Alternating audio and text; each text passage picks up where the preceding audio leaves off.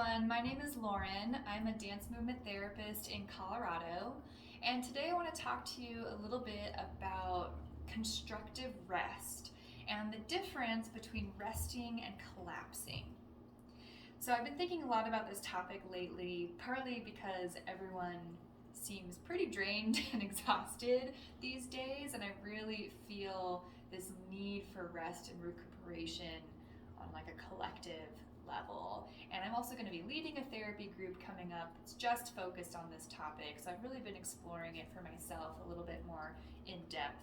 And one thing that keeps coming up for me as being really relevant is how to know when we're really resting versus when we're in a collapsed state, which is really more of like a trauma response happening.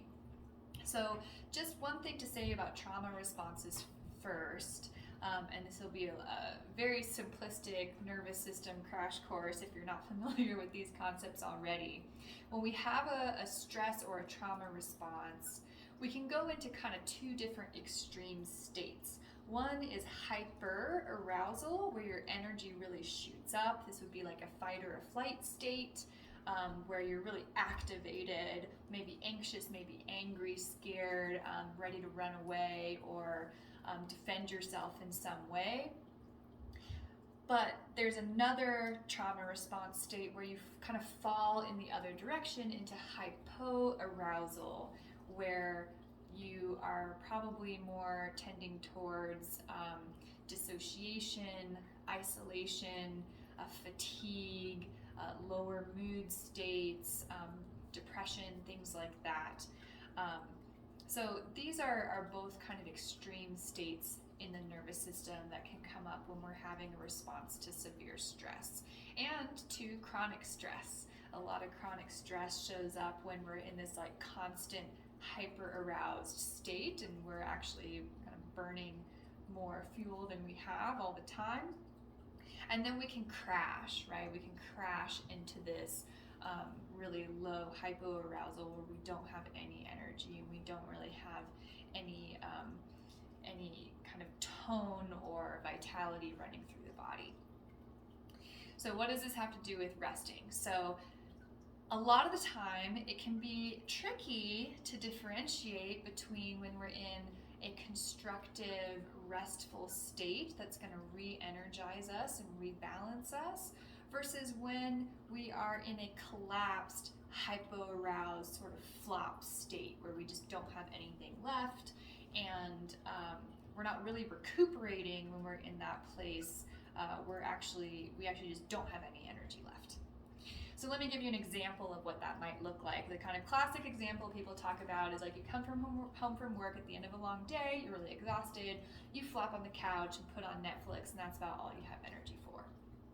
Now, in one scenario, you might flop on the couch and put on Netflix and enjoy yourself and rest a little bit and have a snack or something. And after an hour or so, you feel better. You're like, oh, okay, that was nice, that was some downtime. I feel restored, and you can go on to something else. Or you might flop on the couch and put on Netflix, and then 5 hours go by, and you're still feeling exhausted, drained, sad, antisocial, all of these things that are really no different than how you started. That's a good indication that you're in kind of a collapsed, hypo-aroused state as opposed to a restorative state. There's a couple different things that we can look for to also tell before and during the activity if we're resting versus if we're collapsing. So one is body awareness and muscle tone. So in a collapsed state, we are really losing all muscle tone in the body, and with that, we're also losing body awareness. There's a dissociation that happens where we're not really connected to our physiology, our body, our emotions.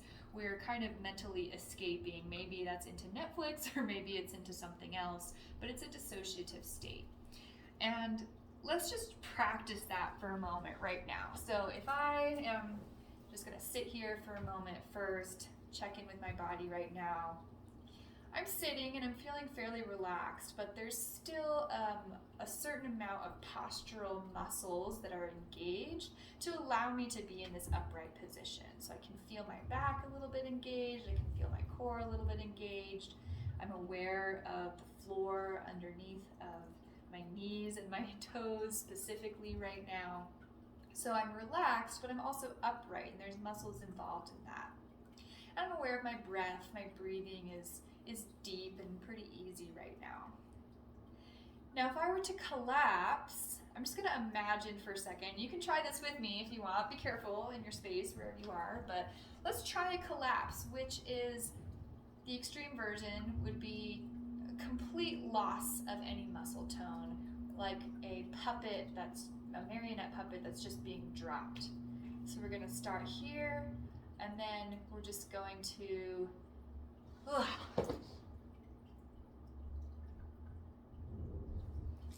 yeah, we can try that again. I'm going to stand this time. Be careful if you do this standing. Make sure you don't hurt yourself. Take a breath in, and on the exhale, we just drop.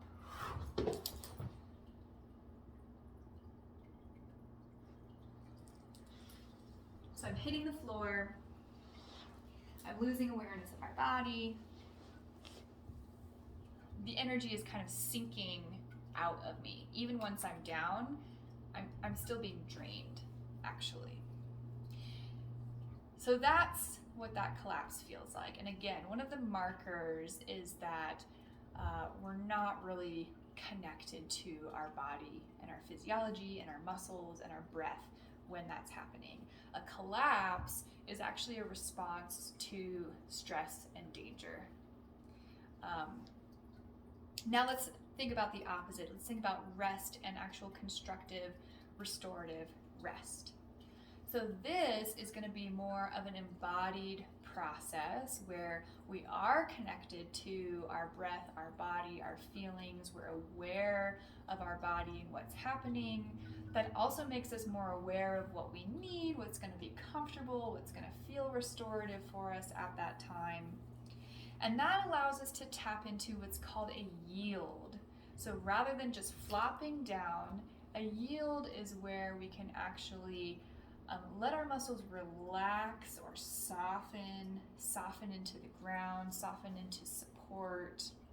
And from there, we can actually start to restore our energy. So if we come back to seated position, a more upright position again, same thing, I'm vertical, I'm upright, I can feel myself supporting myself. But now let's say I want to yield down into a more relaxed, more restful state. First thing I'm going to do is connect to a little bit more awareness of my body, and that might come through a little bit of movement. I might check in with my joints, my shoulders, spine. I might take a few breaths, just notice how I'm feeling right now. And then I'm going to start to come into relationship to what's underneath of me. So in this case, the ground. I'm really feeling the ground, feeling my weight shifting. I'm going to start to come down. Notice that I'm still using my muscles here in order to get closer to the floor, right? I'm pushing through the arms to let my body come down in a supportive way.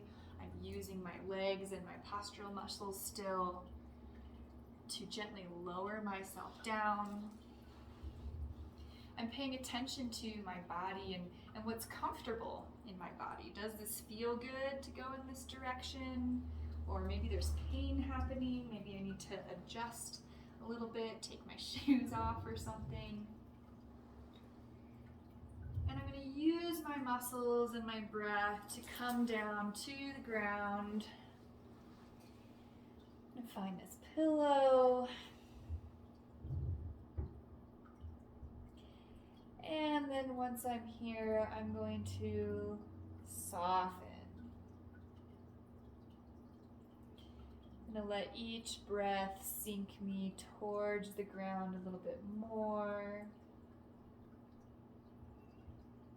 My breath feels pretty deep and pretty even.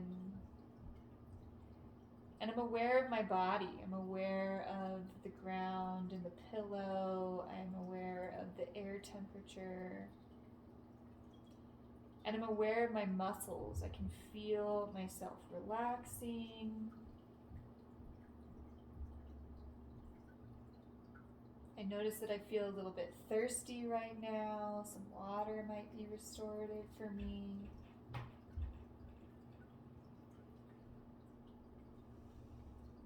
And I feel comfortable. I feel so much more comfortable than when I just collapsed, because I took the time to transition in a way that actually felt good for my body, and a way that allowed my body to notice some comfort and some safety. And I'm resting into that comfort and safety.